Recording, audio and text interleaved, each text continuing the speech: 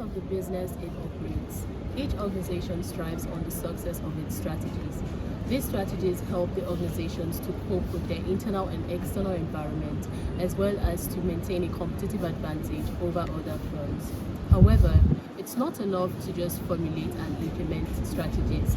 It is twice as important to evaluate the strategy, that is, to appraise the implementation process and to make corrections where necessary. For this study, strategy formulation is going to be based on the cost leadership strategy. It is a business level strategy that encourages firms to stimulate demand and increase its market share by offering relatively low prices. Next, we're going to consider how the strategy will be implemented by 1. Determining the goals of the strategy, 2. Determining the roles of stakeholders, 3. By delegating where necessary, and 4. By executing the plan. Strategy evaluation, which is the last step in strategy management, is basically monitoring, checking and appraising the strategy. So I'll be talking about a case study, which is Indomie tables or Indomie. Indomie is the leading brand in the noodles or in the food and beverage industry among noodles.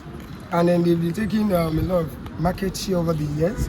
And then one thing I will notice after our thorough research, after our environmental scanning, after our SWOT analysis, we discovered that yes, though they've been taking the market share in the industry, but recently they've had competitors from Dangote noodles, from Honeywell, and so on and so forth. And then one thing we're proposing is that they reduce the price of their product so that they can compete and take back their market share. The goal of the strategy. Now, the goal and objective of the strategy is for Indomie noodles to retain its strong leading brand by taking majority of the market shares as previously dominated by them in previous years.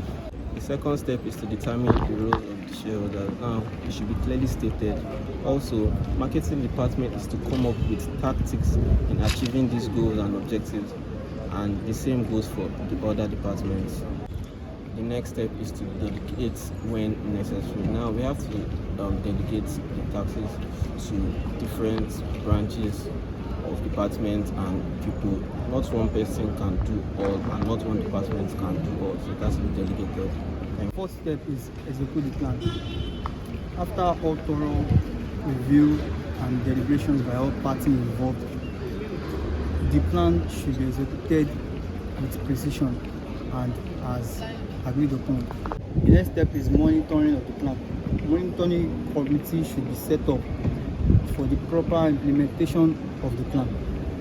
If there is any deviation, it should be communicated immediately in order not to avoid aborting the plan. The next step is take corrective measures when there is deviation. Corrective measures must be taken to cater for the plans that are already deviated. Though not all plans will be deviated, but measures must be put in place in order to avoid unforeseen circumstances. The step is to appraise the strategy implementation process. In this step, the top managers were highly involved. The appraisal could be done annually, quarterly, or every 6 months to see how effective and efficient it has been in achieving the set goal and objective. In conclusion, the application of this strategy to this firm is based on our research, and we feel if it is properly implemented with every stakeholder, every resource, and every management, it will actualize its desired results.